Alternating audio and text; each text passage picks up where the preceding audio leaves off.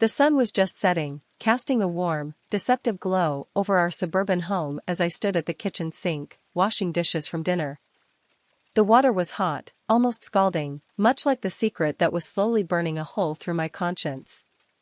I glanced out the window, my gaze catching on the silhouette of my husband, Tom, in his study. He was always so engrossed in his work, oblivious to the storm brewing under his own roof. My eyes then drifted to the figure of his son, Jake, moving through the backyard. Tall, dark, and unsettlingly familiar, he had become more than just a stepson to me over the past few months. The clinking of the dishes seemed to echo my heartbeat, each sound a reminder of the choices I'd made. Choices that led me here, to this moment of quiet chaos. Jake and we had crossed a line that was never meant to be blurred. It started innocently enough, a shared look, a touch that lingered too long, a conversation that veered into forbidden territory. But innocence was quickly lost in the heat of stolen moments, in the shadows where no one could see. I turned off the tap, the silence now deafening. My mind replayed the last time Jake and I were alone. The way his hands had explored, the whispers of promises and secrets, the thrill of the forbidden. It was intoxicating, yet each encounter left a bitter aftertaste of guilt.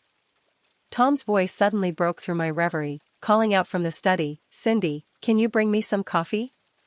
His voice was so normal, so trusting. It was like a knife twisting in my gut. As I prepared the coffee, my thoughts were a whirlwind. How did I get here? How could I have let this happen? And more importantly, what was going to happen next? The coffee maker hissed, a sound that seemed to echo the turmoil inside me. I poured the dark liquid into Tom's favorite mug, the one with the chip on the handle, a reminder of simpler times. I walked down the hallway, the mug warming my hands, but doing nothing for the chill that had settled in my heart. As I approached the study, I could hear Tom's voice on the phone, discussing some business deal with his usual calm demeanor. He was always so composed, so in control, unlike the mess I had become. Setting the coffee down on his desk, I caught a glimpse of myself in the mirror hanging on the wall. My reflection looked tired, haunted even. I forced a smile as Tom thanked me, his eyes briefly meeting mine before returning to his work. Back in the kitchen, I leaned against the counter, the weight of my actions pressing down on me. Jake had texted me earlier, a simple message that read, "Need to talk." It was his way of hinting at another clandestine meeting, another chance to lose ourselves in the wrongness of it all. The doorbell rang, slicing through my thoughts. It was probably just the neighbor, Mrs. Henderson, with another batch of her homemade cookies, oblivious to the drama unfolding next door. But as I opened the door, it was Jake, not Mrs. Henderson, standing there with that look in his eyes, the one that promised both danger and escape. "Hey," he said, his voice low, almost a whisper, as if the walls could hear our secrets. "Can we talk?" I nodded, stepping aside to let him in, my heart racing with the thrill and the dread of what was to come. We moved to the living room, away from Tom's study, where the shadows seemed to offer a cloak of secrecy. "Jake, this has to stop," I started, my voice barely above a whisper, but he was already close, his presence overwhelming. His hand reached out, brushing against mine, a touch that felt like fire. "Does it really have to?" he murmured, his breath warm against my ear, igniting a familiar spark. The air between us was charged, electric with the unspoken. I knew I should pull away, end this now, but the pull was too strong, the need too deep. Just then, the sound of Tom's chair scraping against the floor from the study jolted me back to reality. "Cindy?" Tom called out, his voice closer than expected. Panic surged through me as I quickly stepped back from Jake. "I'm here, just talking with Jake," I managed to say, my voice steady despite the storm inside. Tom appeared at the doorway, his expression one of mild curiosity. "Everything okay?" he asked, looking between us. "Yeah, just catching up," Jake replied smoothly, his demeanor shifting to that of the dutiful son. Tom nodded, seemingly satisfied, and returned to his study, leaving Jake and me in a silence that was now fraught with tension. I turned to Jake, my resolve hardening. "We need to be careful," I whispered, the words heavy with the weight of our secret. He nodded, but his eyes told a different story, one of longing and defiance. As he left, I felt the familiar mix of relief and longing, knowing that this wasn't the end, but merely a pause in our dangerous dance. As Jake's footsteps faded into the distance, I felt the walls of our home closing in on me. The silence was oppressive, filled with the echoes of our whispered promises and the weight of my betrayal. I returned to the kitchen, my hands trembling as I gripped the edge of the sink, staring out into the darkness where Jake had disappeared.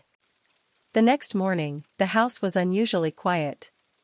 Tom had left early for a business trip, his absence a stark reminder of the void I was creating in our marriage. I moved through the motions of my day, the routine feeling hollow, each task a distraction from the turmoil within. Jake texted again, this time more insistent. "Meet me at the park. We need to talk, really talk." His words were like a summons, pulling me into the vortex of our affair. I knew I should resist, but the pull was magnetic, undeniable. I arrived at the park, the autumn leaves crunching underfoot, the air crisp with the scent of change. Jake was there, leaning against a tree, his expression unreadable. As I approached, he straightened, his eyes locking onto mine with an intensity that made my heart race. "We can't keep doing this, Jake," I said, my voice barely above a whisper, the words feeling like a betrayal to my own desires. He stepped closer, his presence overwhelming. "But why not, Cindy?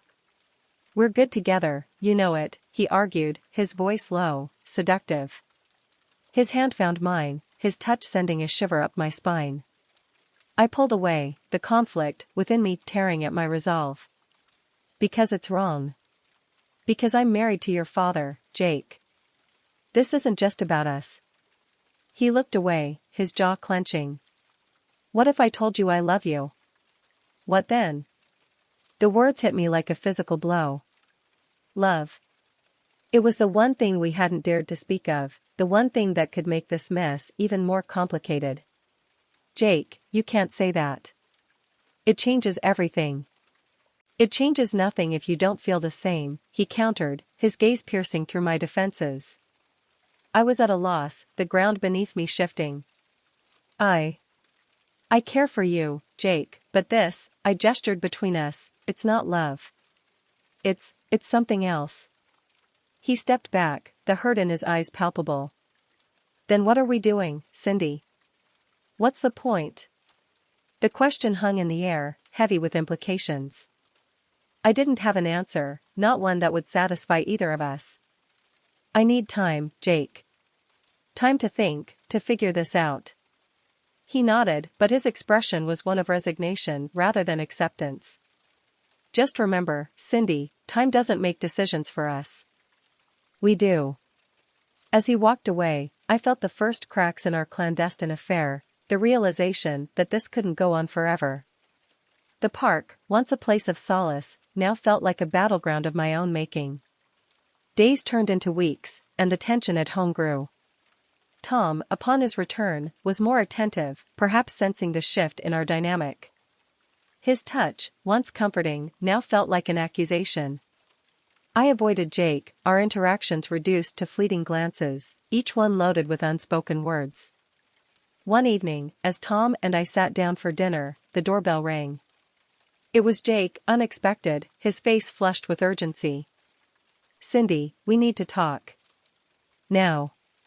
Tom looked between us, his brow furrowing. "Is everything all right?" Jake's eyes met mine, a silent plea. "Yes, just family stuff," I managed, my voice strained. Tom, ever trusting, nodded. "I'll be in the study if you need me." Once alone, Jake's composure broke.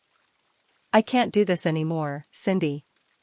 This secrecy, this game we're playing. It's tearing me apart." His words mirrored my own turmoil. "Jake, I know. But what do we do? What can we do?" He paced, his agitation palpable. "I've been offered a job in another state.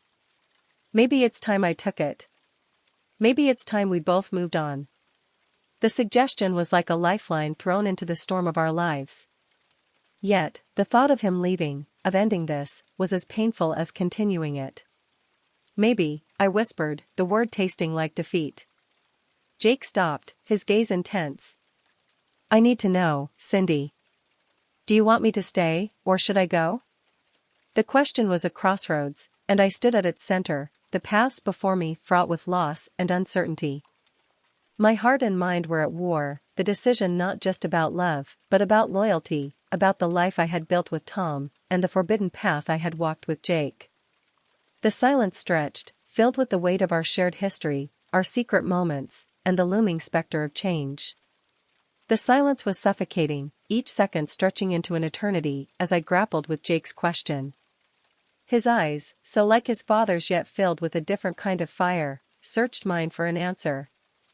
I don't know, Jake, I finally admitted, my voice barely a whisper, the truth of my indecision hanging between us like a tangible barrier. He sighed, a sound of resignation mixed with frustration.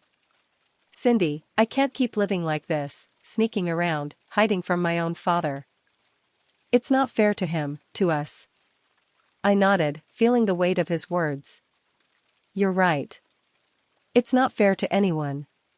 My heart ached with the complexity of my feelings, the love for Tom, the undeniable attraction to Jake, and the guilt that gnawed at me incessantly. Jake took a step closer, his presence overwhelming. I need to leave, Cindy. Not just for me, but for you, for your marriage. Maybe this distance will help us both see things clearer. The thought of him leaving was like a physical pain, yet I knew he was right. When would you go? I asked, my voice steadier than I felt. In a week. I've already accepted the job. I wanted to tell you first. A week. 7 days to decide, to end, to perhaps begin anew. Okay, I said, the word feeling like a surrender. He reached out, his hand hovering near mine, not quite touching, as if afraid to ignite the spark again. I'll always care about you, Cindy. But we need to stop this before it destroys everything. I nodded, tears welling up, not just for the end of our affair, but for the realization of how deeply I had betrayed Tom. I'm sorry, Jake. For everything. He gave a small, sad smile. Me too. As he turned to leave, I felt a part of me go with him, a part that would never return. The door closed softly behind him, and I was left in the quiet of our home, the silence now a stark contrast to the turmoil within. The next few days were a blur. Tom was home more often, his presence a constant reminder of my duplicity. I tried to engage, to be the wife he deserved, but every smile felt forced, every touch a lie. One evening, as we sat watching TV, Tom's hand found mine, squeezing gently. You've seemed distant lately, Cindy. Is everything okay? I looked at him, his face so familiar, so trusting. I've just been thinking a lot, I said, the truth of my words cutting deeper than I intended. Tom's gaze softened, concern etching lines into his forehead. You know you can talk to me, right? I nodded, my throat tight with unshed tears. I know, Tom. It's just complicated. The room felt smaller, the walls closing in with the weight of my secrets. I knew I had to tell him, to end this charade before it consumed us all. Tom, I started, my voice trembling, there's something I need to confess. He turned to face me fully, his expression shifting from concern to a guarded curiosity. What is it, Cindy? Taking a deep breath, I let the words spill out, each one a shard of glass cutting through the fabric of our life together. I've been unfaithful to you, Tom. With Jake. The silence that followed was deafening. Tom's face went pale, his eyes searching mine for any sign that this was a cruel jest. But the gravity in my eyes confirmed the truth. His hand slipped from mine, his body tensing as if preparing for a physical blow. Jake? His voice was a whisper, disbelief and pain mingling in the single word. Yes, I confirmed, my voice barely audible over the roaring in my ears. It started as something small, but it grew, and I let it happen. Tom stood abruptly, his chair scraping against the floor, echoing the sound that had once alerted us to his presence during one of our clandestine meetings. He paced, his steps heavy, his mind visibly racing to process the betrayal. "How long?" he finally asked, his voice cold, distant. "Months," I admitted, the word tasting like ash. He stopped pacing, his back to me, his shoulders slumped. "Why, Cindy? Why would you do this to us?" The question was a knife, and I felt it twist in my gut. I don't know, Tom. It was a mistake, a terrible, terrible mistake." He turned then, his eyes red-rimmed, his face a mask of pain. "A mistake? This isn't just a mistake, Cindy. This is our life, our marriage." Tears streamed down my face now, the dam of my emotions breaking. "I know, Tom. I'm so sorry. I never meant for it to go this far." Tom's expression hardened, the hurt giving way to anger. "And Jake? Does he know you're telling me this?" I shook my head. "No, he doesn't. He's leaving, Tom. He's taken a job out of state. He thinks it's for the best." Tom laughed, a harsh, bitter sound. "For the best? After what you both did? He thinks leaving is the solution?" The room seemed to shrink around us, the air thick with the weight of betrayal. I watched as Tom's face contorted with a mix of emotions, anger, sadness, and a profound sense of loss. "I need some air," he said abruptly, his voice strained as he walked out of the room, leaving me alone with the remnants of our shattered life. The door slammed behind him, the sound echoing through the empty house, a stark reminder of the finality of my confession. I sat there, the weight of my actions pressing down on me like a physical force. The silence was now my only companion, and in it, I heard the whispers of all the moments I had stolen with Jake, the laughter, the touches, the forbidden whispers in the dark. Days passed in a haze. Tom returned, but he was different, distant, his eyes avoiding mine. We moved around each other like ghosts, the house a mausoleum of what once was. The decision was made without words, we both knew our marriage was over, not with a bang, but with a slow, painful unraveling. The divorce was swift, almost as if it was a relief to both of us to end the pretense. Papers were signed, assets divided, and I moved out into a small apartment on the other side of town. The solitude was deafening at first, but it gave me space to reflect, to truly understand the depth of my betrayal. Jake left as planned, moving to another state. We didn't say goodbye. There was nothing left to say. His departure was like a chapter closing, not just in our affair, but in my life. I realized then that what I felt for him was not love, but a desperate escape from the mundane, a thrill that had cost me everything. In the quiet of my new life, I began to rebuild. I took up painting, something I had always wanted to do, but never found the time for. Each brushstroke was a step towards healing, towards understanding myself better. I met with a therapist, delving into the whys of my actions, seeking not just forgiveness, but understanding. Months turned into a year, and the pain dulled into a scar, a reminder of my past mistakes. I started volunteering at a local community center, teaching art to kids. Their laughter, their innocence, it was a balm to my soul. I found solace in helping others, in giving back, in trying to make amends in my own small way. One day, as I was packing up after a session, I received a letter. It was from Jake. His words were simple, filled with regret and a wish for my happiness. He had found someone, he said, someone who made him feel whole. Reading his letter, I felt a pang of something, not quite pain, but a recognition of the past we shared, now firmly in the rearview mirror. I sat down, the letter in my lap, and looked out the window at the children playing. Life was moving forward, as it always does. I realized then that my story wasn't just about infidelity or the end of a marriage, it was about growth, about learning to live with the consequences of our choices, about finding forgiveness, not just from others, but from oneself. The sun was setting again, casting a warm glow over the playground, much like it did on that fateful evening when everything began to unravel. But this time, the glow felt different, hopeful. I stood up, ready to face whatever came next, knowing that while the past shaped me, it did not define me. I was more than my mistakes, more than my regrets. I was Cindy, starting anew, with a canvas of life still to paint. Don't forget to subscribe, like, and comment if you enjoyed this story. This will help us create more engaging stories for you.